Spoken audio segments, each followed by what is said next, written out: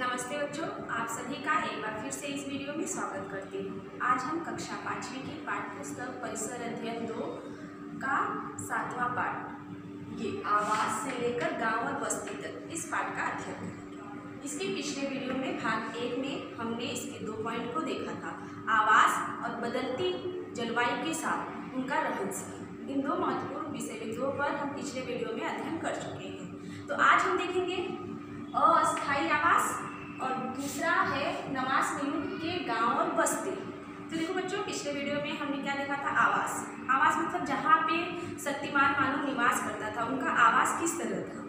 तो देखो, हम लोग जानते हैं कि जो शक्तिमान मानव था वह स्टार्टिंग में शुरू में वह गुफाओं में रहता था, क्योंकि मध्याह्न युग का जो कालखंड था उसमें प्रारंभ में जलवायु बहुत ही अतिशीत थी, जिसकी वजह से वो गुफा में रहते थे, समूहों में रहते थे। लेकिन इतनी शीत होने के कारण, इतनी ठंडी होने के कारण ये क्या करते थे, गुफाओं के अंदर मतलब भीतरी हिस्सा में चमड़े की वस्तुओं को लगाते थे और तंबू तैयार करते थे तथा चमड़े के वस्त्र को भी पहनते थे ठंडी से बचने के लिए, और अलाव भी जलाते थे।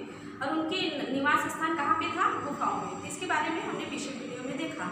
और बदलती जो जलवायु थी इसके अनुसार उन्होंने कैसे बदला। तो देखो, हमने इसमें देखा था कि जो अंतिम मध्याह्न युग के अंत में जलवायु गर्म होने लगी, और गर्म होने के कारण उनकी जो भोजन पद्धति थी, जो उनकी रहन सहन था, वह भी बदलता गया।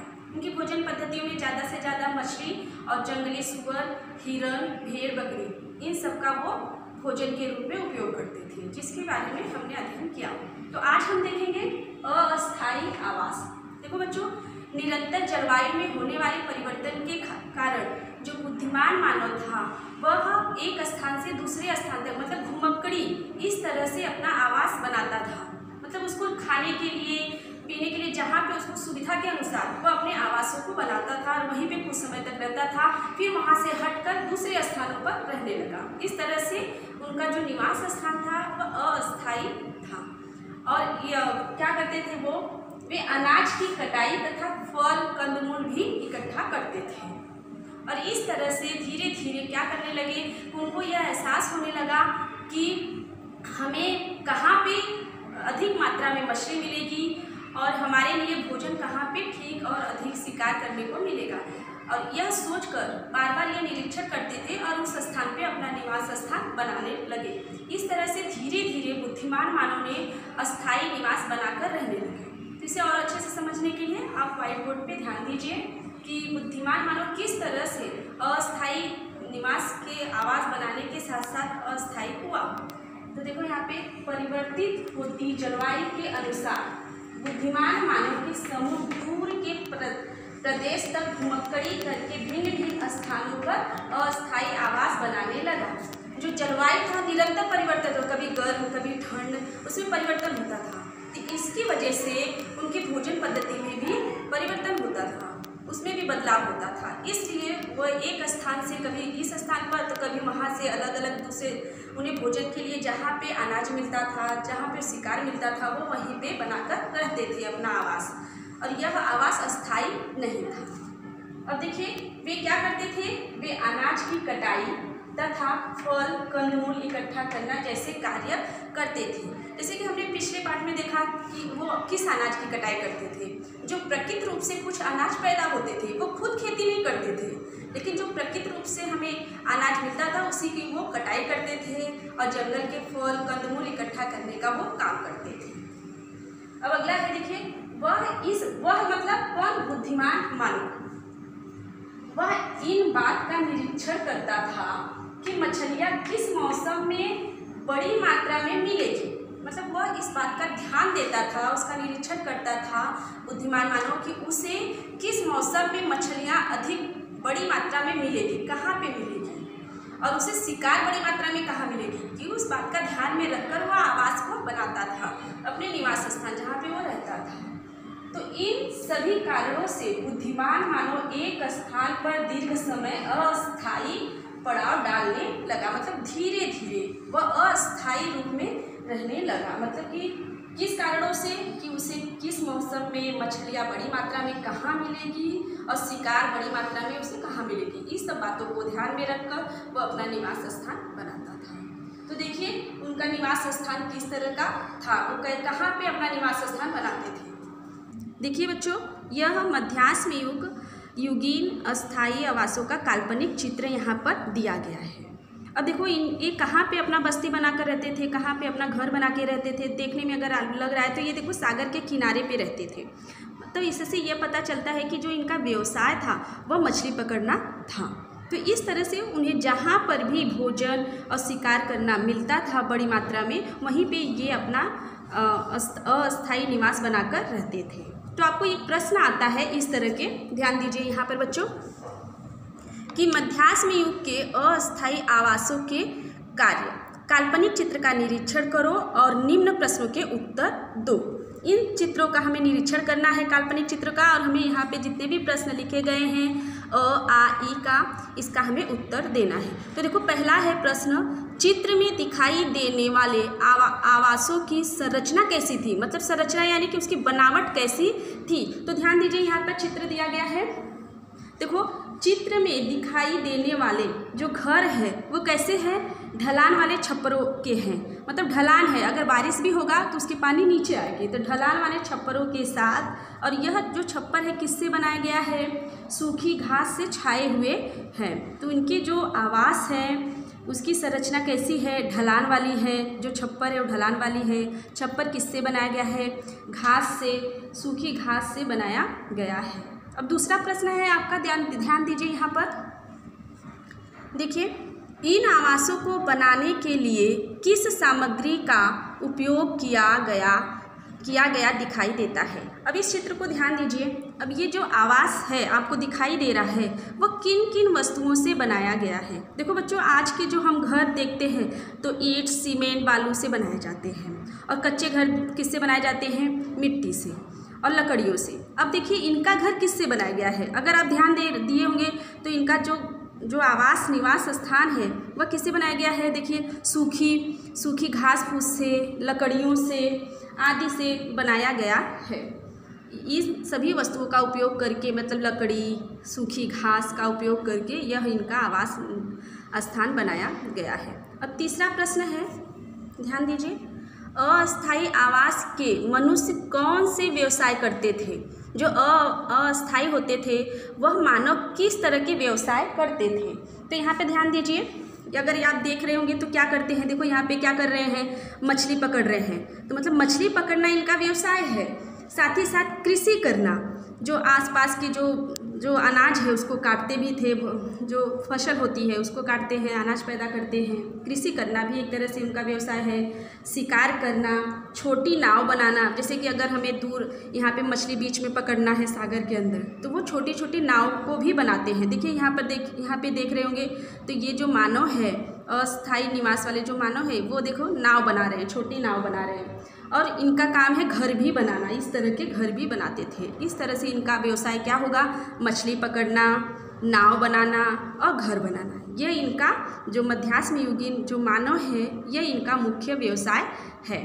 तो अब अगला देखिए बच्चों, पीछे चलो। अगला है बच्चों, नवास युग के गांव और बस्ती।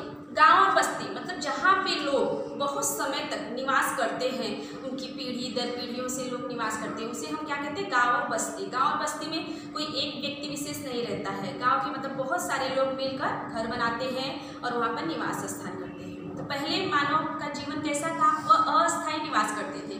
उन्हें भोजन जहाँ मिलता था, उन्हें बड़ी मात्रा में जहाँ शिकार मिलता था, वो वहीं जाकर अपना निवास स्थान बनाकर रहते थे। लेकिन धीरे धीरे मानव जैसे विकास करता गया, बुद्धिमान मानव, नवास युग का जो मानव है, उनकी जीवन पद्धति में भी बदलाव हुआ।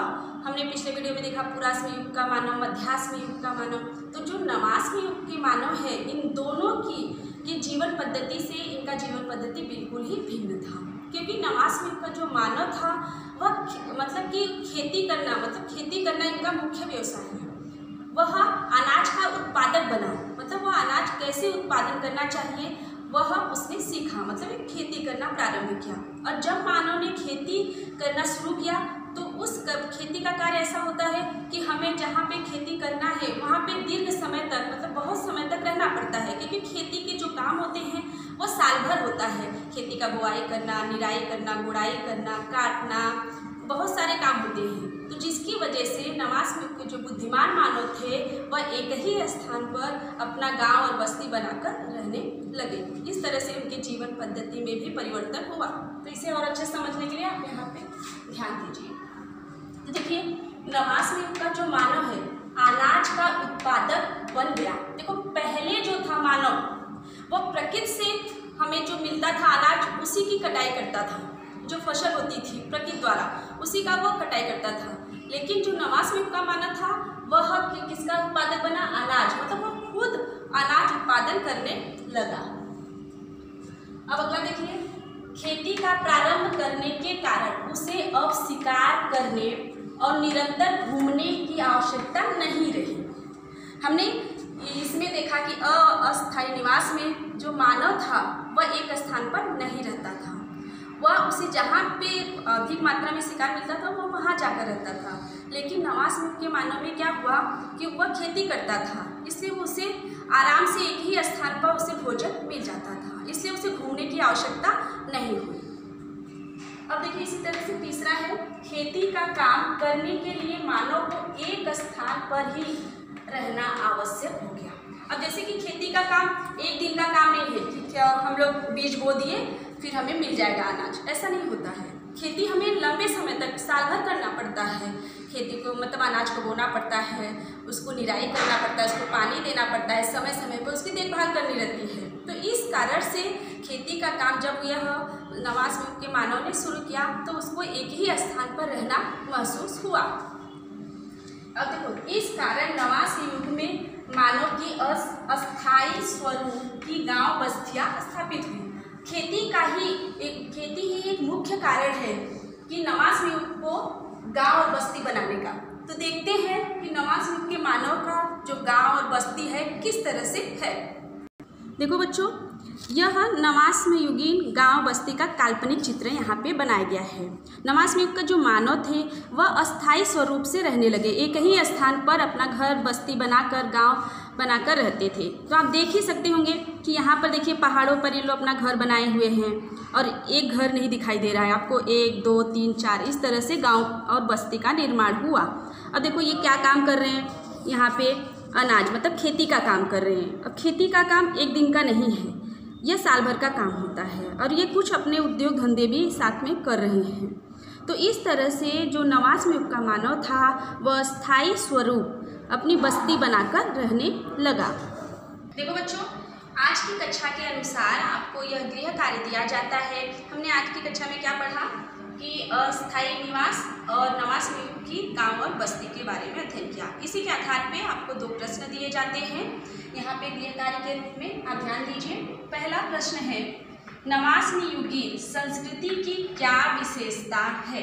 जो नवास युग की संस्कृति की क्या विशेषता है? नवास युग का जो मानव है वह अनाज का उत्पादक बना और खेती करना प्रारंभ किया। यही नवास युग की संस्कृति की मुख्य विशेषता है। तो कौन कौन सा? एक तो वह अनाज का उत्पादक बना, मतलब स्वयं अनाज पैदा करने लगा, खेती करने लगा और एक ही स्थान पे रहने लगा। तो यह नवास युग के मानव की मुख्य विशेषताएं हैं। इसका उत्तर आपको यह लिखना है। अब देखिए दूसरा प्रश्न है, मनुष्य एक स्थान पर दीर्घ समय तक रहने लगा। यह कारण लिखो। हमें बताना है कि मनुष्य एक ही स्थान पर दीर्घ समय तक क्यों रहने लगा। तो देखो, सबसे पहले हमने स्टार्टिंग में देखा था कि जो जलवायु में परिवर्तन होने के कारण मनुष्य को जहाँ पर खाने पीने के लिए अधिक मात्रा में मिलता था तो वो वहीं पे जाकर रहने लगता था। घुमक्कड़ी एक तरह से कह सकते हैं, घुमक्कड़ी उनका आवास था, मतलब आज यहाँ कल वहाँ, जैसे बंजारे लोग निवास करते हैं। लेकिन धीरे धीरे जैसे ही मानव ने खेती करना प्रारंभ किया तो इसकी वजह से वह एक स्थान पर रहना शुरू किया। तो इसका जो कारण है यही होगा, यहाँ पे दिया गया है कि खेती का काम करने के लिए मानव को एक स्थान पर ही रहना आवश्यक हो गया।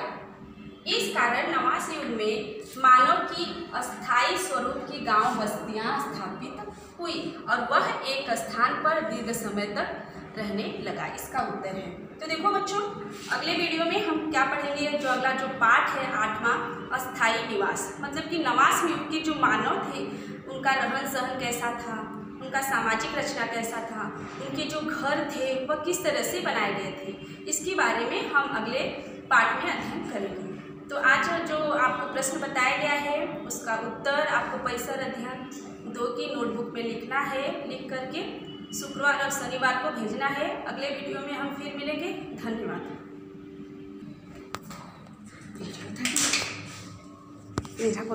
ये बंद कर दो ना ऐसे।